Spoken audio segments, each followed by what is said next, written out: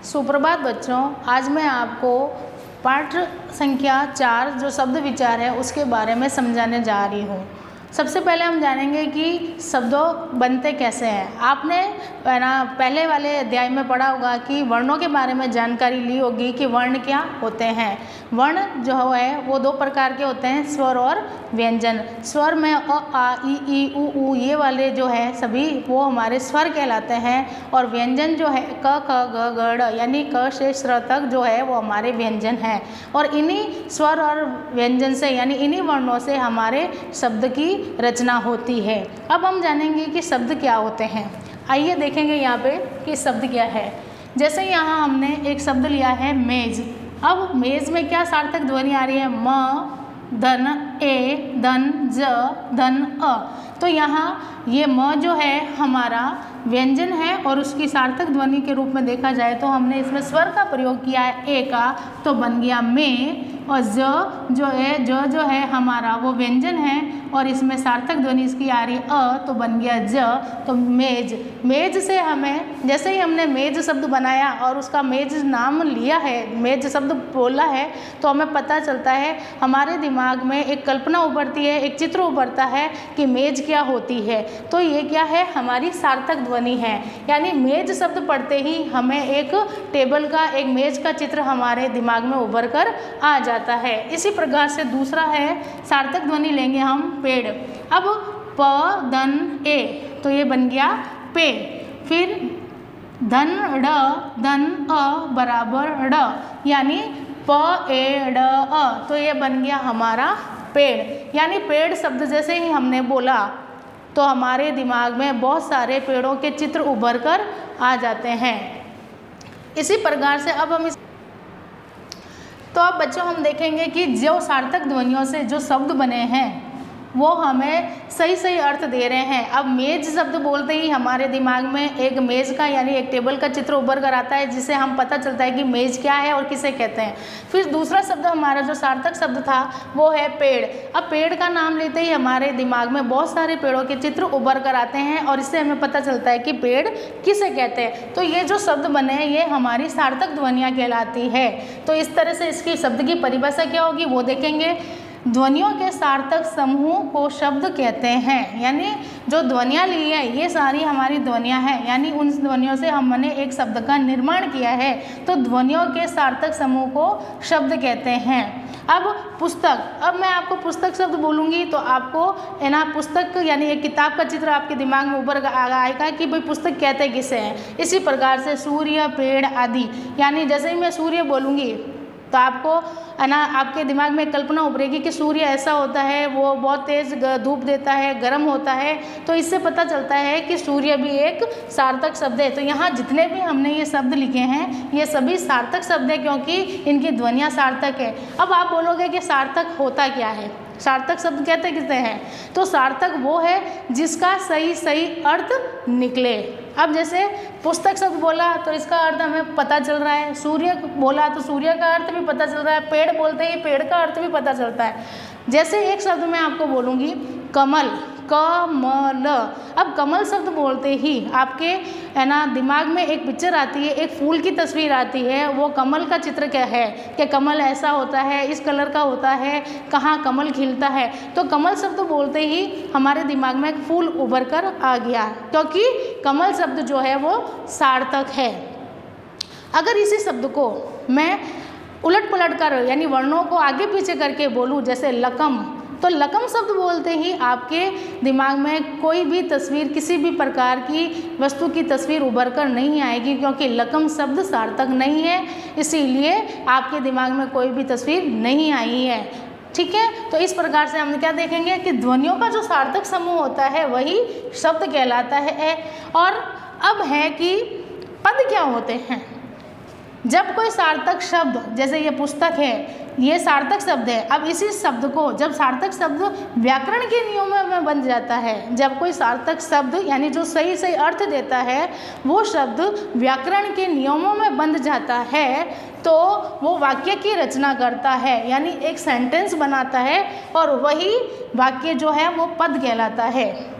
जैसे हमने ये पुस्तक शब्द लिया है, ये हमारा सार्थक शब्द है क्योंकि हमें पुस्तक का सही सही अर्थ पता चल रहा है। तो हम इस पुस्तक शब्द में अलग अलग शब्दों को जोड़कर एक वाक्य की रचना करेंगे। जैसे रीता, अब रीता शब्द बोला है तो हमें क्या पता चल रहा है कि रीता किसी लड़की का नाम है, तो ये हमारा पहला सार्थक शब्द है। फिर पुस्तक, पुस्तक हमारा किताब को कहते हैं, ये हमारा दूसरा सार्थक शब्द है। और पढ़ती है, अब पढ़ती है ये हमारी क्रिया है, तो ये भी सार्थक शब्द के अंतर्गत आ रही है। तो इससे हमारा शब्द क्या, वाक्य क्या बन गया है, रीता पुस्तक पढ़ती है, तो ये हमारा एक सार्थक वाक्य बन गया है। और जब कोई सार्थक शब्द, अब ये सभी तीनों सार्थक शब्द जो है, चारों सार्थक शब्द जो है हमारे वाक्य में आए हैं, तो ये क्या कहलाएंगे, हमारे पद कहलाते हैं। फिर से ध्यान देंगे कि जब कोई सार्थक शब्द व्याकरण के नियमों में बंध कर वाक्य की रचना करता है तो वो पद कहलाते हैं, यानी जो सार्थक शब्द वाक्य में आते हैं वो सभी पद कहलाते हैं। अगला है हमारा शब्दों के भेद।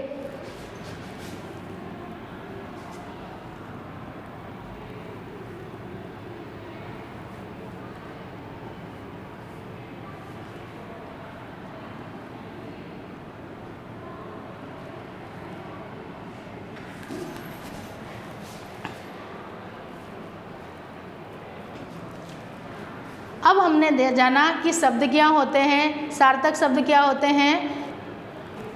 अब हमने देखा है बच्चों कि शब्द क्या होते हैं, शब्दों का निर्माण कैसे होता है।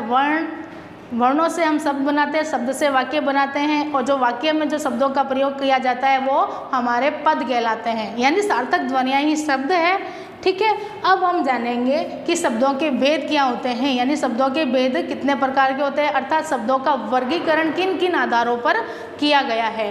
पहला देखेंगे हम उत्पत्ति के आधार पर, फिर दूसरा है हमारा रचना के आधार पर, तीसरा आ जाएगा हमारा अर्थ के आधार पर, और चौथा है हमारा प्रयोग के आधार पर। तो इस प्रकार हम देखेंगे कि शब्दों का वर्गीकरण जो है वो 4 आधारों पर किया गया है। अब हम सबसे पहले उत्पत्ति के आधार पर शब्दों का वर्गीकरण पढ़ेंगे। बच्चों देखेंगे कि हम उत्पत्ति के आधार पर शब्दों को जो भेद बताए गए हैं वो हमारे 5 प्रकार के हैं। पहला है हमारा तत्सम शब्द, दूसरा है हमारा तद्भव शब्द, तीसरा देशज शब्द, चौथा विदेशी शब्द, और 5वां है हमारा संकर शब्द।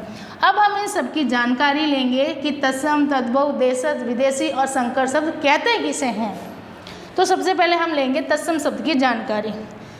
तत्सम शब्द की हम उसे कहते हैं जिसमें संस्कृत के शब्दों का प्रयोग किया जाता है, अर्थात हिंदी भाषा में संस्कृत के शब्दों को जैसे कि तैसे प्रयोग किया जाता है वो तत्सम शब्द कहलाते हैं। अब सबसे पहले मैं आपको जानकारी दूंगी कि तत्सम, तत् मतलब होता है उसके और सम मतलब होता है उसके समान, अर्थात तत्सम का सम मतलब हो गया उसके समान।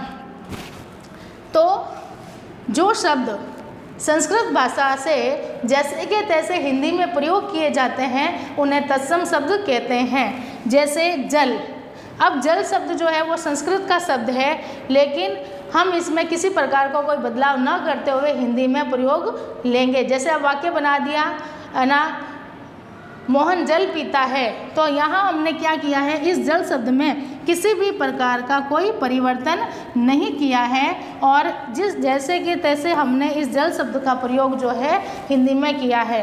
दूसरा हमारा आ जाएगा तद्भव शब्द। तद्भव मतलब उससे बने हुए, किससे, जो संस्कृत भाषा से ये शब्दों से बने हुए होते हैं वो तद्भव शब्द कहलाते हैं। परिभाषा इस प्रकार से होगी तद्भव शब्द की, संस्कृत के शब्दों में कुछ बदलाव करके जब उन्हें हिंदी में प्रयोग में लिया जाता है उन्हें तद्भव शब्द कहते हैं। फिर से सुनेंगे कि संस्कृत के शब्दों में कुछ बदलाव करके हम उन्हें हिंदी में प्रयोग में लेते हैं वो तद्भव शब्द कहलाते हैं। जैसे पानी, अब हमने पहले देखा कि तत्सम शब्द में जल शब्द जो है वो पानी का ही नाम है। अब यहाँ हमने जल शब्द एज इट इज लिया, यानी जैसे कि तैसे उसको हिंदी में प्रयोग कर रहे हैं, लेकिन तद्भव शब्द में हम उसी शब्द में कुछ बदलाव करते हुए उसका इस्तेमाल कर रहे हैं। जैसे ये जल था, ये हमारा तत्सम शब्द है। अब हम इसका इस संस्कृत शब्द का बदला हुआ रूप ले रहे हैं पानी। जैसे मोहन पानी पीता है। अब वाक्य तो वैसा ही वैसा है, लेकिन हमने क्या किया है कि जो तत्सम शब्द जल था उसको हमने बदलकर हिंदी में बदल दिया है और इसका बदला हुआ रूप ही तद्भव शब्द कहलाता है। तीसरा हमारा आएगा देशज शब्द। देशज शब्द में जैसे हम नाम से ही पता चलेगा कि जो देश से जुड़ा होता है। हमारे देश की जो भाषा है वो हिंदी है और उसी भाषा में हमारी बोलियों का भी समावेश हो रखा है, और जो हमारी बोलियों से जो शब्द आए हुए होते हैं वे ही देशज शब्द कहलाते हैं। हमारी बोलियों से जो शब्द हिंदी भाषा में शामिल हुए हैं वो देशज शब्द कहलाते हैं। जैसे मैंने एक शब्द लिया है पगड़ी, खाट, ये जो शब्द है लोटा, डिबिया, ये सारे शब्द जो है हमारे जो है देशज शब्द के अंतर्गत आएंगे, और आम बोलचाल की भाषा में हम इन शब्दों का प्रयोग दिन रात करते रहते हैं। तो फिर से देखेंगे, देशज शब्द किसे कहते हैं? हिंदी भाषा में हमारी बोलियों से जिन शब्दों का समावेश हुआ है वही हमारे देशज शब्द कहलाते हैं। चौथा हमारा आएगा विदेशी शब्द। अब विदेशी शब्द जैसे नाम से ही इसमें पता चल रहा है कि विदेशी मतलब विदेश से जो संबंधित है। अब हम एक चीज़ और बताएंगे यहाँ पे जानकारी देते हुए कि विदेशी शब्दों को आगत शब्द भी कहा जाता है। विदेशी शब्दों को आगत शब्द भी कहा जाता है, क्योंकि आगत का मतलब यहाँ बताया जाएगा कि आगत मतलब आया हुआ। आगत मतलब आया हुआ, जो दूसरी भाषाओं से हमारी भाषा में आए हैं शब्द वे विदेशी शब्द कहलाते हैं या आगत शब्द कहलाते हैं। फिर से सुनेंगे, जैसे हमारा देश जो है बहुत अलग अलग देशों से विदेशों के संपर्क में आया है, तो उन्हीं विदेशी भाषाओं का जो समावेश है वो हमारी हिंदी भाषा में हुआ है, जिसके कारण हमारी हिंदी भाषा में ना विदेशी भाषाओं के शब्दों का इस्तेमाल खूब किया जाता है। जैसे एक शब्द मैंने यहाँ लिया है चौक। अब चौक जो शब्द है वो क्या है? विदेशी शब्द है, और इसका इस्तेमाल हम हमारी हिंदी भाषा में करते हैं। लास्ट हमारा इसका शब्दों का भेद में उत्पत्ति के आधार पर आ जाएगा संकर शब्द। अब यहाँ संकर का मतलब होता है मिला जुला रूप, यानी दो अलग अलग भाषाओं के से जो नया शब्द बनता है उसे संकर शब्द कहते हैं। जैसे एक शब्द लिया है हमने छाया और दूसरा है दार। अब ये छाया शब्द जो है वो हमारा हिंदी का है और दार शब्द जो है हमारी फारसी भाषा का है। तो इन दो अलग अलग भाषाओं के मेल से एक नया शब्द बना है, वो है छायादार। संकर शब्द वापस देखेंगे किसे कहते हैं?